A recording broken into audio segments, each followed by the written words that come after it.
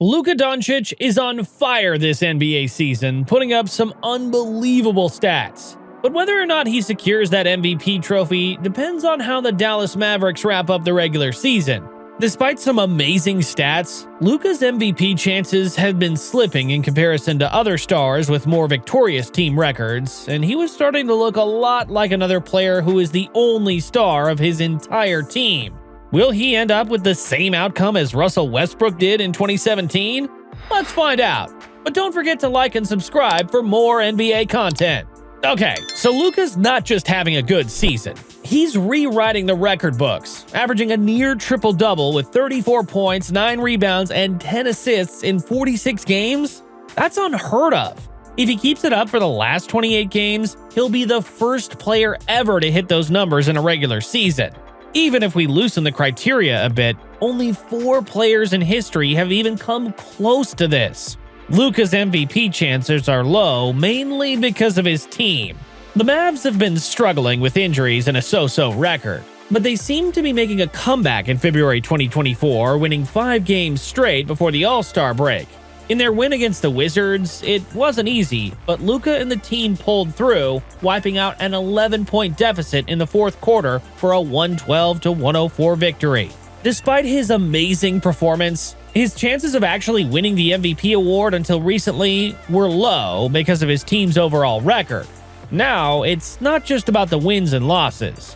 Doncic's style of play has also come under the spotlight. You see, he's a ball-dominant player, and that's led to some debate about whether this approach is the best fit for the Mavericks, especially considering their recent struggles. Just like Luka back in 2017, Russell Westbrook was at the height of his game with the Oklahoma City Thunder. Remember him putting up absurd stat lines and shattering backboards on a nightly basis? Yeah, that was peak Russ, dominating the court, leading his team to a big win, and even getting back on defense in style. But despite those moments of brilliance, the Thunder faced ongoing challenges. After Kevin Durant left, there was pressure to revamp their playing style with more ball movement. But the team struggled to adapt, relying heavily on Westbrook's triple-double capabilities rather than cohesive teamwork. Their offensive strategy often stagnated, with Westbrook controlling the game and taking a lion's share of the shots. Just like Westbrook, Doncic has been the centerpiece of his team's offense, with a high usage rate and a tendency to dominate the ball. The Mavericks are trying to blend their star talent smoothly, but like OKC back then, they're facing challenges in finding synergy. Doncic's style, like Westbrook's, has come under scrutiny. Critics argue that his ball-dominant approach limits team cohesion and offensive versatility. Despite his brilliance, the Mavericks struggled to find consistency and cohesion, leading to questions about their long-term success. Both Westbrook and Doncic faced pressure to adapt their playing styles to maximize team success. While Westbrook's situation highlighted the need for more off-ball movement and teamwork, Doncic's challenge lies in finding the right balance between individual brilliance and team cohesion. Now, let's talk about Luka Doncic and the Dallas Mavericks' defensive struggles. It's no secret that Doncic had a tough time on defense not too long ago, and it hurt the team. In a game against the Golden State Warriors, Doncic played 41 minutes, but still didn't make much of an impact on defense. The lack of defensive presence cost the Mavs big time, especially in a close game like this with play-in implications on the line. When you're up against a team like the Warriors, you need everyone on the defensive end to step up. But when one player isn't pulling their weight, it creates problems for the whole team. And unfortunately, the Mavs didn't have the defensive stoppers or rim protectors they needed to cover for Doncic's shortcomings. Coach Jason Kidd called on Doncic to participate more on defense, but so far it's been a struggle.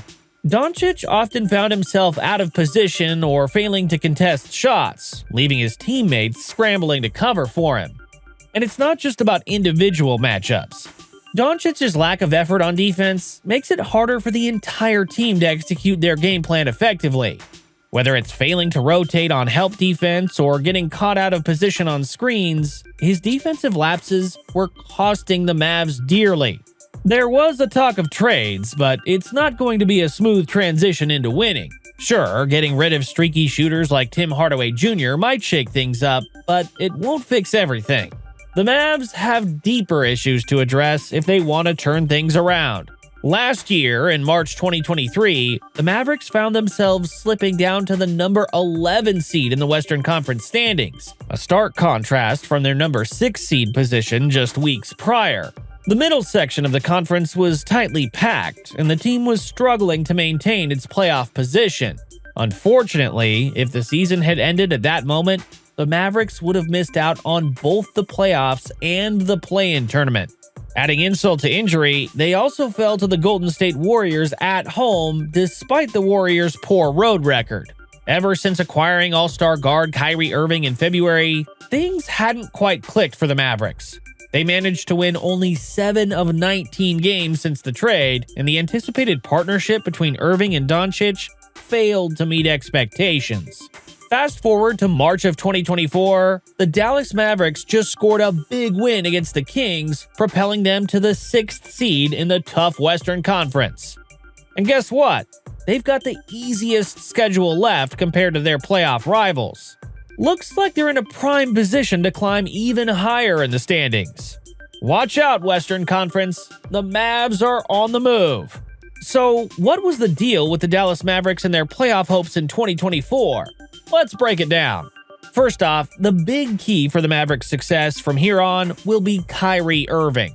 He's been putting up some solid numbers, but the big question is whether he can stay healthy. He's had his fair share of injuries, and if the Mavs wanted to make a serious playoff run, they needed him at his best. Then there's Grant Williams.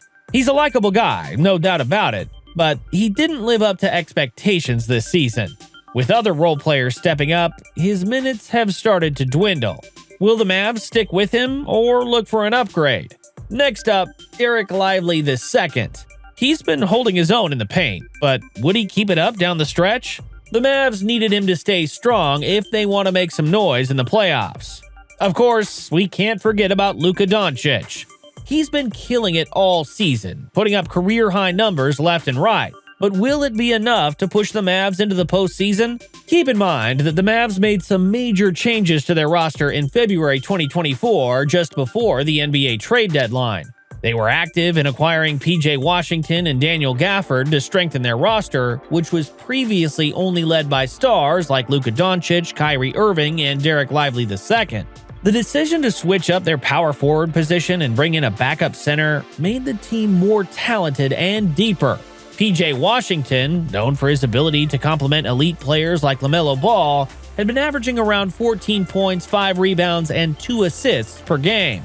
Meanwhile, Daniel Gafford, renowned for his rim protection and rebounding skills, had been averaging 11 points, 8 rebounds, and 2 blocks per game.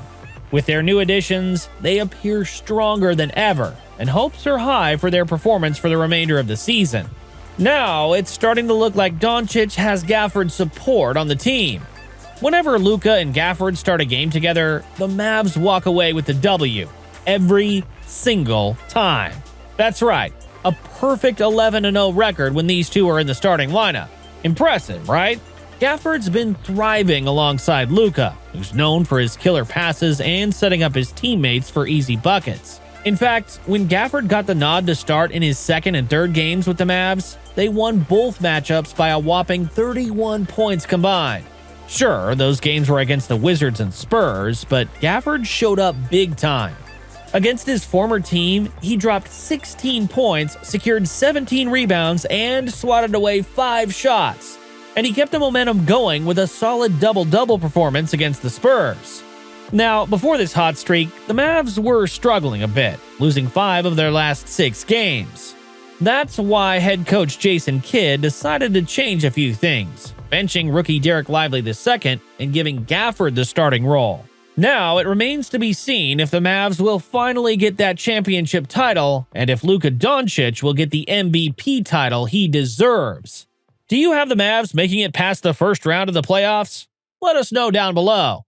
And if you enjoyed this video, I guarantee you'll enjoy these two as well.